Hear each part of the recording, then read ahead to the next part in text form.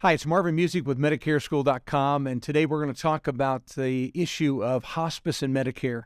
There are 2 million people every year that are on Medicare that are receiving hospice benefits. In fact, Medicare spends about $22 billion a year in hospice care. So many of you will one day possibly need to be on hospice while you're on Medicare. And so I have asked an expert in this field to join me in studio today. His name is Russ Rogers, and we're going to talk about different details of hospice to make sure that you have a clear understanding of how hospice works and what the expenses are involved with that. And so, Russ, I want to thank you for coming in today. And first off, just if you don't mind, just tell me how you got in this particular business. Good afternoon, Marvin, and appreciate you inviting me here today. So I started in hospice 15 years ago. I was approached by a couple of gentlemen that thought it was a great business opportunity. And the reason it was a great business opportunity is the baby boomers are starting to die. And so I looked at the numbers and realized they were absolutely right. It was a huge business opportunity. And so my original hook to get into hospice was that. And then a strange thing happened. I went and I saw my first patient, and I saw the impact that hospice makes on their family and the hospice makes on their life. And hospice all of a sudden wasn't about the dollars and cents that we earn from Medicare, but it was about patient care, and it was about doing the best for a family in a very critical time of their life and giving people a very great experience. All right. Well, I noticed that you all have offices in Kansas, Missouri, Oklahoma, and Colorado, and you also do palliative care. And so would you share with us just some of the differences between the hospice care and palliative care? Sure. So palliative care is really hospice light. It's for those people who probably qualify for hospice, but just can't accept the fact that they're dying. And so palliative care, you get a version of all the pieces of the interdisciplinary team, which I believe we're going to talk about in a bit, but you don't get the level of care that you typically would get. So you're exposed to the chaplain, the social worker, a case manager, which is a nurse, and a nurse practitioner, but you don't receive their time and benefit to the extent that you do in hospice. And so it's really a bridge that Medicare put in about 5 years ago, which allows people to accept the fact that, yes, we all are dying, but don't have to admit that they're dying. Okay. All right. So my understanding is that for someone to qualify for the full hospice benefits, full hospice Medicare program, they do have to have a diagnosis of being terminal, and they're expected to live 6 months or less. Is that correct? That's absolutely correct. Now, the 6 months is an average figure. And so some people, if you go to your church, Marvin, and ask how long people live on hospice, they're going to say 6 days. And that's not correct. But hospice is for end-of-life care. And so a person needs to recognize that they're at end of life. And so that end of life could take 6 minutes or it could take a year and a half. As long as they're in decline, the benefit was designed and is funded by Medicare to be a 6-month benefit, but it's an average benefit. So if you were on hospice for a year and I was on for a day, we would at the end of the year make it the average of 6 months. Sure. Okay. And that makes sense. Now, as I looked through and looked at the different reasons that people would be on hospice, it looked like really the top one was Alzheimer's and dementia and those kind of cognitive issues. Is that correct? So there are 11 different diagnoses that would qualify someone for hospice. And Alzheimer's and dementia definitely is one. And as I mentioned earlier, a person with Alzheimer's and dementia, because it is a slow-acting disease, usually takes people longer. Usually people are in hospice care longer than a person with say cancer. And so there are, like I said, there are 11 different diagnoses for hospice care. So that's what drives then the average up, is those that are probably have the cognitive issues, because other than that, they may be otherwise healthy. That's in correct. hospice. Okay. That's correct. So if someone goes beyond that 6-month period of time, do they have to go back through another process to get reviewed and to be eligible again, or is it just automatic?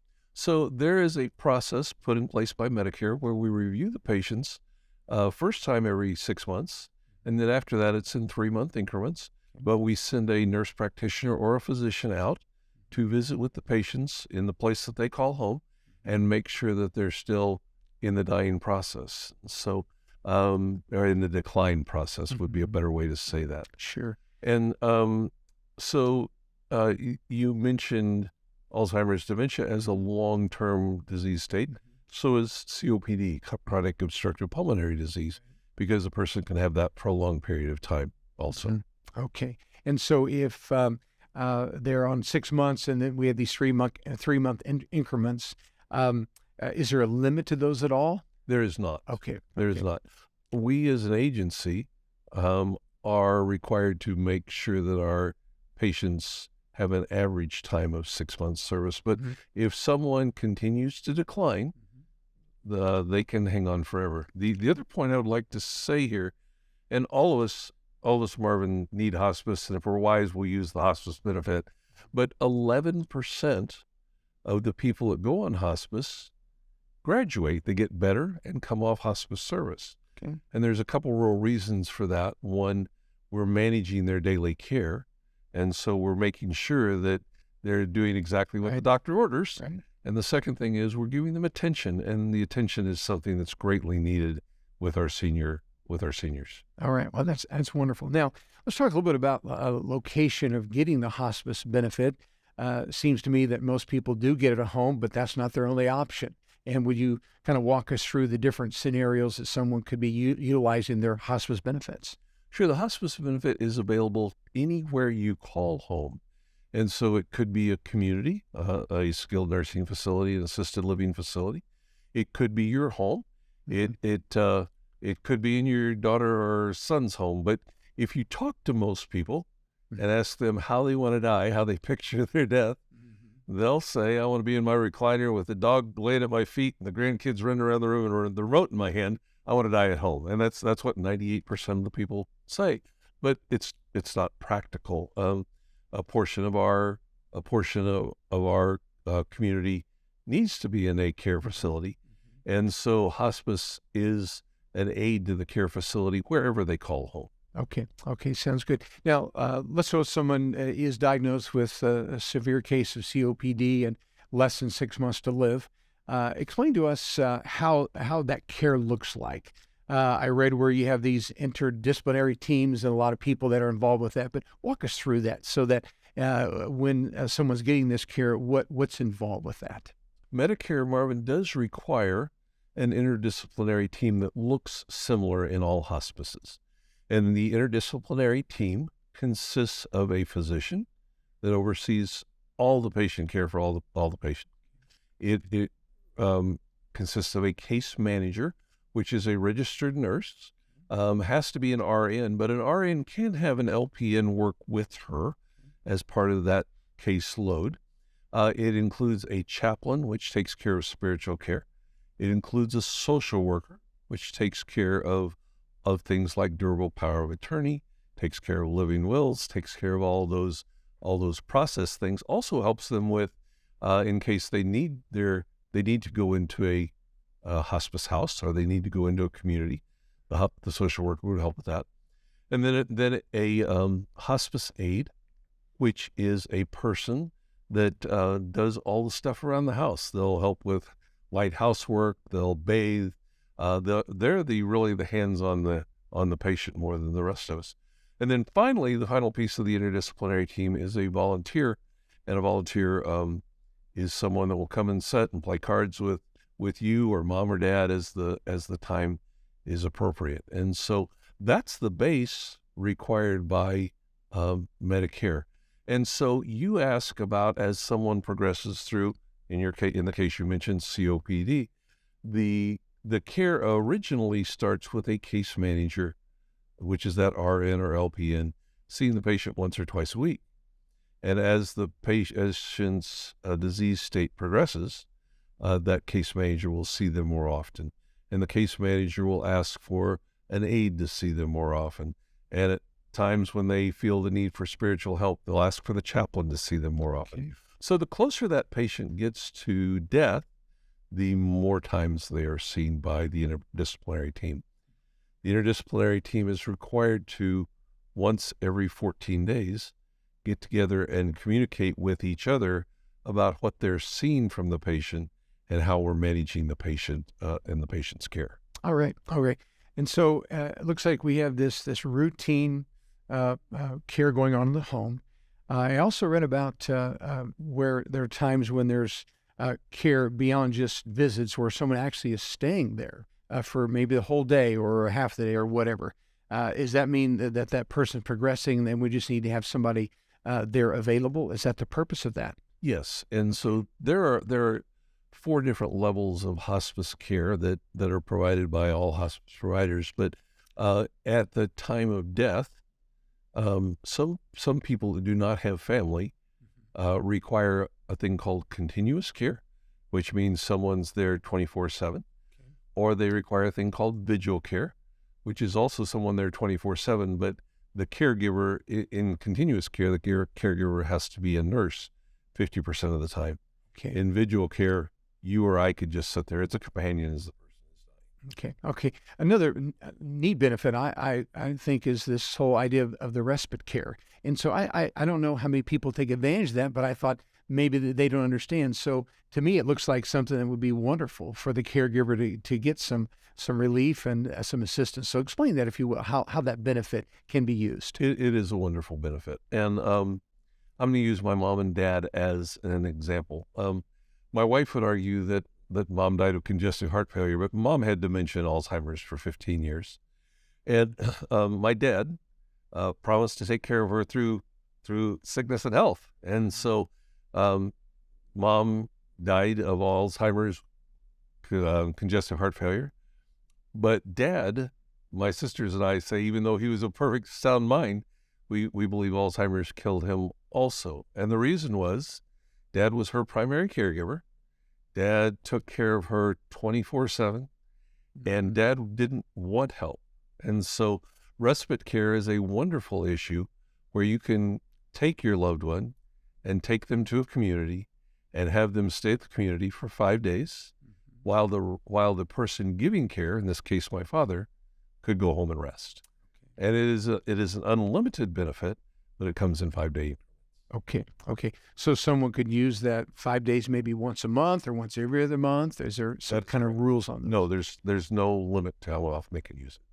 Russ, if someone is eligible now for hospice benefits, but they're dealing with other issues such as diabetes and other health related issues that are really not the cause of them being on hospice, how is all that going to work together then?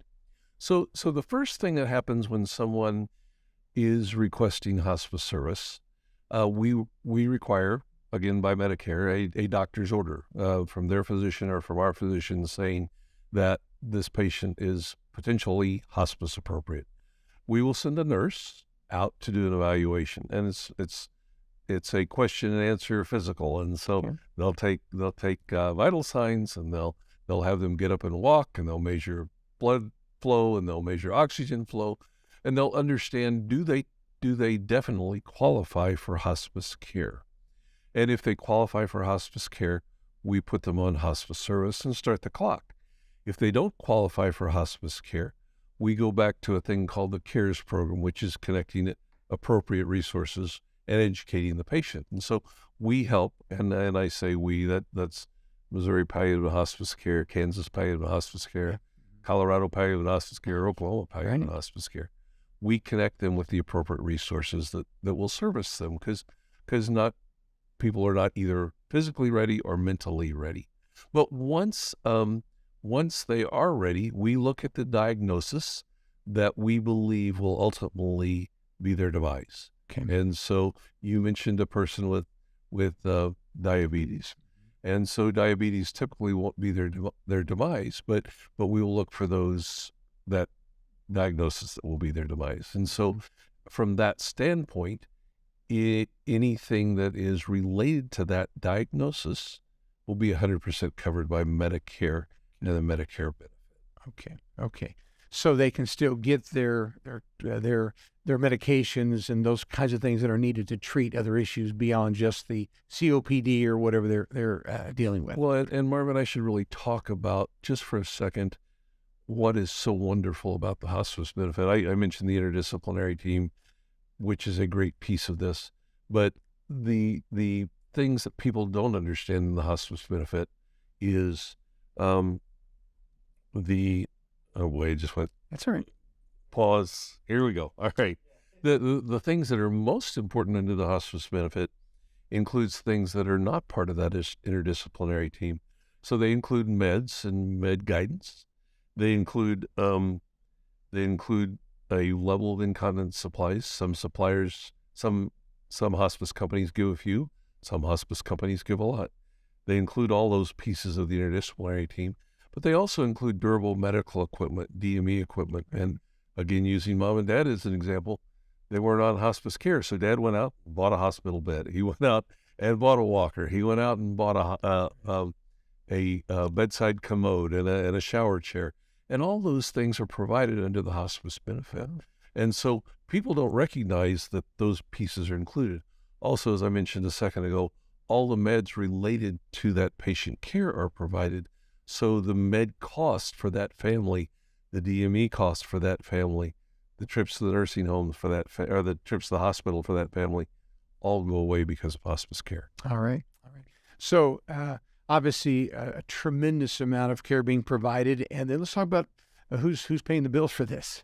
And so if you could share that with us, we would appreciate that. Absolutely. And so this benefit is 100% covered by Medicare.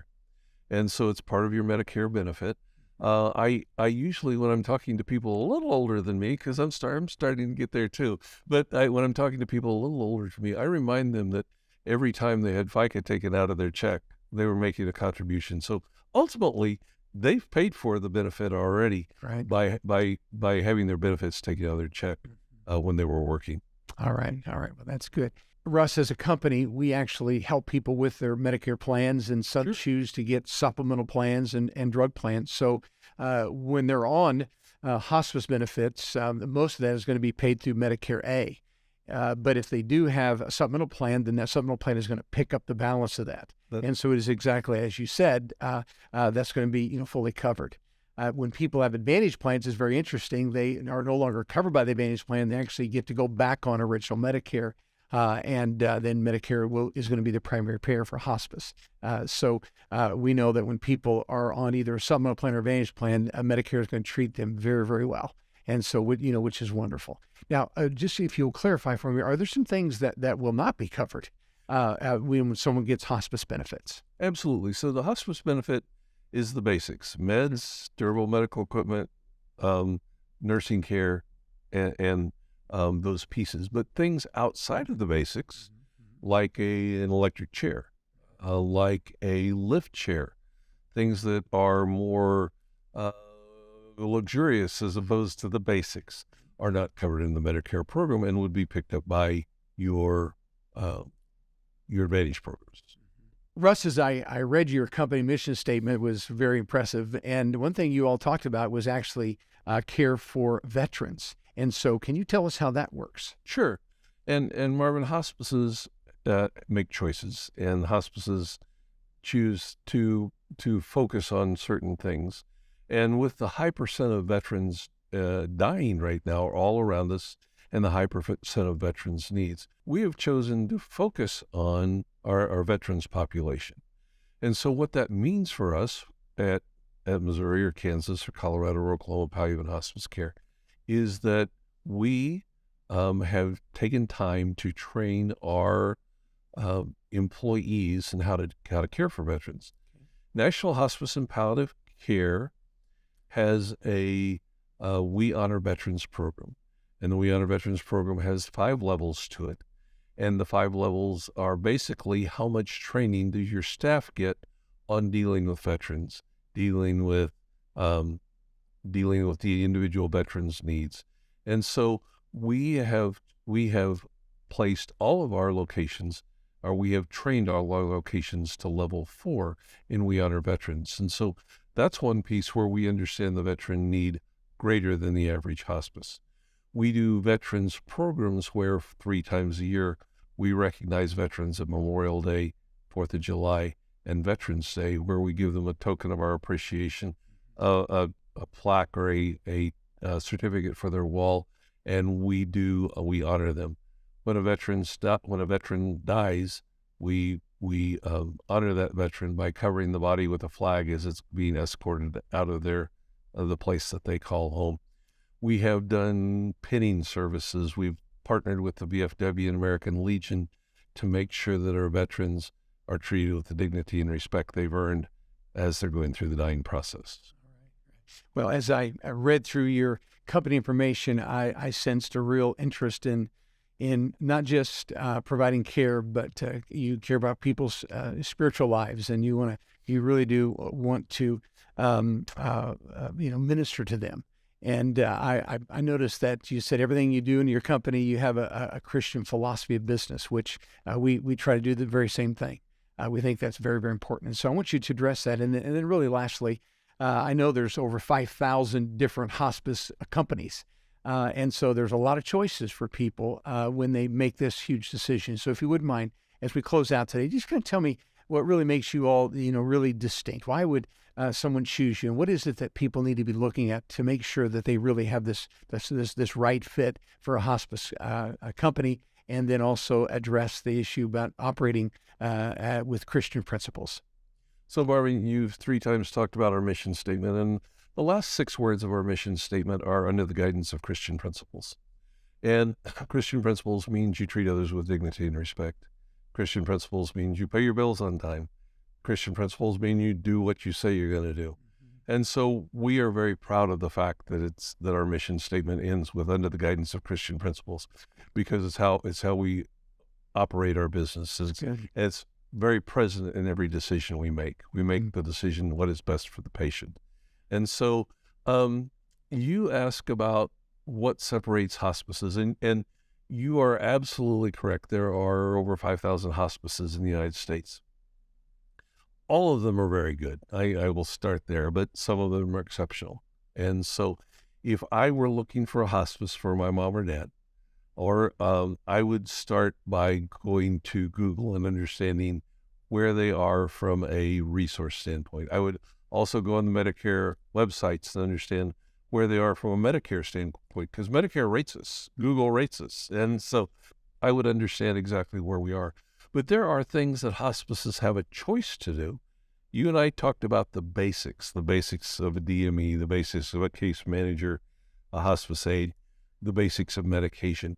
But I would find out what hospices do that's over and above the basics. So we have a passion for wound care, and wound care is very expensive.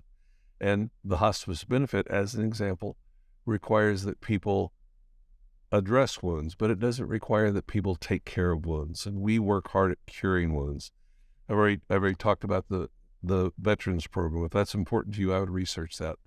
Probably the number one question I would ask if I were looking for a hospice is, what is your nurse to patient ratio? Because if a hospice has a nurse that has a caseload of 25 to 30 patients, which is very common, they're not going to get the same level of care as a hospice that has a caseload of 10 to 12 patients, which is where we keep our caseloads. And so then I would ask, how much time do your employees spend with mom or dad? Because the more time, as I mentioned earlier, the time we give with our seniors is time that's very valuable to them. Yes. And so if a hospice is providing providing very short time, or doesn't care about tracking the time, their patients aren't going to get the care as a hospice that is looking at, we're going to spend 45 minutes to an hour with every discipline that goes in and sees that patient. Okay. That's very impressive. Well, Russ, I have enjoyed this thoroughly. You have taught me a lot, and it looks like to me your company, Hospice Serve, would serve people well, especially in this particular region, and we do appreciate your time. Marvin, thank you very much. We enjoyed it too. Yeah.